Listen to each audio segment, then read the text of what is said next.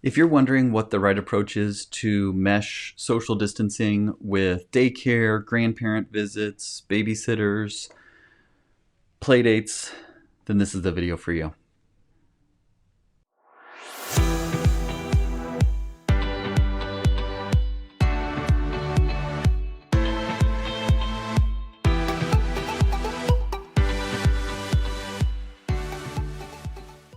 Okay, a lot of parents have been asking about social distancing. I think in our community overall, we're doing a really good job of social distancing. I've seen a lot of people out on walks around our neighborhood, but they're walking by themselves. They're not going over and chit-chatting.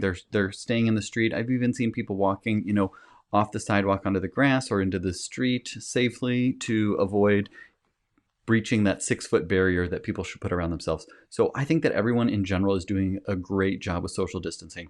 There's lots of specific questions that are coming up, and I'm going to try and answer these in the video. The first one is about daycare. I have heard online and in my practice from a lot of parents that aren't sure what to do with daycare. They are working from home. They're not quite as effective when their kid is jumping onto their Zoom call with them, like literally jumping, not hopping on a call, but like jumping in the background or jumping in front of the camera. um, or they're being distracted when they're trying to do important work with making mac and cheese and peanut butter and jelly and watching the kids play in the backyard or feeding and all those sort of things. And they're still sending their kids to daycare. And I think now is the time to really make that transition. This week is the start of April, and coronavirus locally is starting to pick up, meaning that it's time to pull our kids from daycare if we at all can. Meaning, if you have a job where you're able to work from home, if you're able to have shifts where one person's working, the other person is at home, then I think it is important that you say, okay, this sucks. We're not going to get as much done. It's going to cost us money because otherwise we could send them to daycare that we're already paying for. But we need to commit to social distancing, and that means pulling our kids from daycare. Now, kids are likely to get mild to moderate disease, as are most parents, because most parents are young and healthy, and most will have mild to moderate disease. And so a lot of people say, well, it's not going to affect me that bad.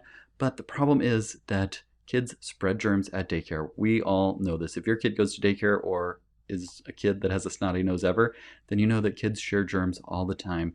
And when we share germs, we take them home to our family. And then those family members take them to their family members and neighbors and other people in the community and leave them on doorknobs and elevator buttons and all the other places. And so if we can stop the spread at every level, kids, young adults, teens, working people, the elderly, if we can stop the spread of coronavirus at all those levels, we're going to be best positioned to flatten the curve and get through this as painlessly as possible.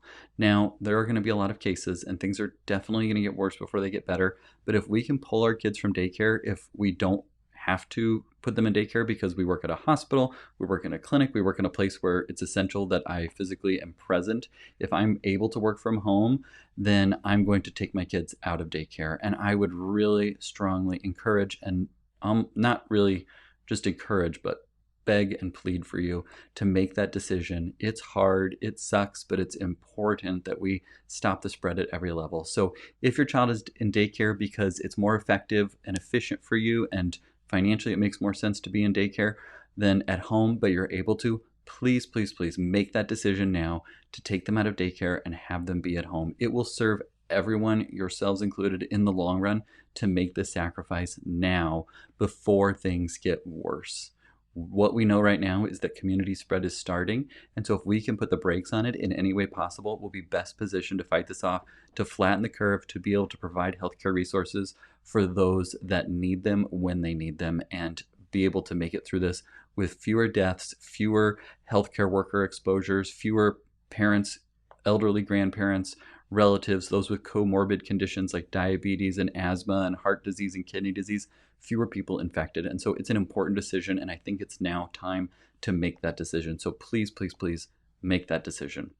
Now, the second thing that I'm getting asked about is play dates and seeing relatives. So grandparents and the like, if we got a young baby or toddlers that want to see their grandparents or play outside with the neighbor kids, now is also the time to stop those unnecessary visits. And the reason for that is the exact same as for daycare. We want to stop the spread at every level possible. I know it's great to send the kids outside to play with the neighbor kids or let them roam the neighborhoods. I know it's great to have play dates so that you can have some connection with a parent while your kids play. But at this point, when we're on the cusp of coronavirus getting worse, it's important to stop the spread at every level, meaning we don't have to have those play dates. What you could do instead is a virtual play date where literally you take your camera and put it on the ground and let the kids put it on the ground on their side too, and just let them play. They might talk to each other, they might go play, they might color pictures or something like that. A virtual play date is a great way for your child to connect. And then in the evening, you can have a coffee date or a glass of wine with a friend over Zoom or Skype or FaceTime as well. And what that will do is give you a chance to connect with another parent, but it creates social distancing so that we're not spreading the virus unnecessarily. Same for grandparents. The thing about grandparents is they love on their grandchildren and they want to be around them all the time and see them. And I totally get that. And I understand where parents are coming from and grandparents that they want to be together.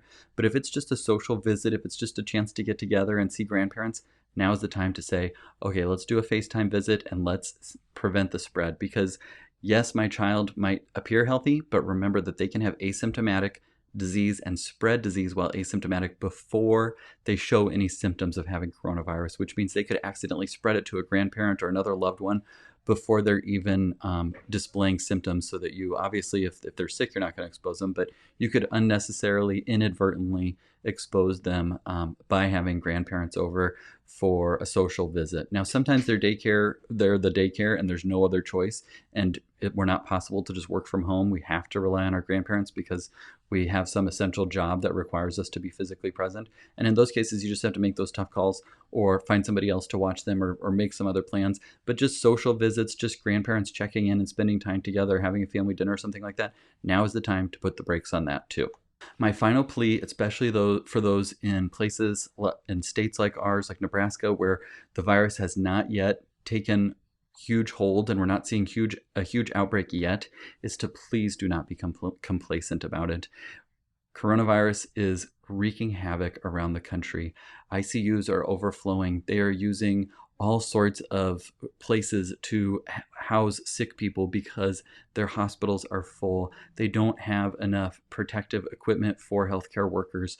Please do not think because we do not have it here that we will not get it here or that it's not going to affect us. It's on its way here and it will continue to spread, especially because we don't have enough testing to test as many people as we would like. We're going to see it spike. I wish that it were different. I wish I was wrong. But based on all of the data that we have from all the other states and countries around the world that are going through this, it is on its way here and will probably peak towards the end of April. And so I urge you not to become complacent. I urge you not to say, well, the kids have been out of school for weeks and weeks and we haven't really seen anything. This is all overblown. It is not overblown at all. They're expecting between 100 and 250,000 deaths in the United States. This is serious, and we're having a huge outbreak that is unheard of in our country and our world's history. And so please, please, please don't think that because people are going outside and going on walks and having a great time coloring and doing craft projects and spending time as a family and watching Tiger King, that the rest of the world isn't suffering. So please keep that in mind. And as you go about your day, think about those that are on the front lines. Think about the healthcare workers and say a prayer for them.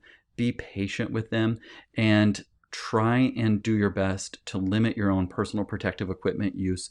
If you have masks, if you have gowns or something like that, please consider donating those to local sources that need that, because we are going to have a shortage of personal protective equipment shortly here, as they have had around the country. We just don't have the stockpiles for it. So I know this is not my usual reassuring, don't worry, it's going to be okay, everything's fine message that I like to share, but I just can see that we're on the cusp of this really taking hold in our community. And now is really the time to band together and say, we're going to get through this. We're all going to sacrifice. It is going to suck. This is not supposed to be easy. This is not supposed to be comfortable. It's not just supposed to be some minor inconvenience. We're talking about serious illness. We're talking about death, and whatever we can do as a community to come together to keep social distancing, to support each other, is going to make a huge difference in the long run. Today, I talked with a mom who said that she's been keeping a daily journal of what it's like right now. And it made me think, gosh, we're going to be looking back on this in a few years and decades, and remembering these moments. And so I would urge you to do the same. Maybe it's a photo journal, maybe it's your Instagram handle or posts or things like that, or a little journal where you write something great from the day or something hard from the day. But take a moment and think about this in the span of your life and your history of our country, that this is a monumental moment where we're able to come together and support each other through this.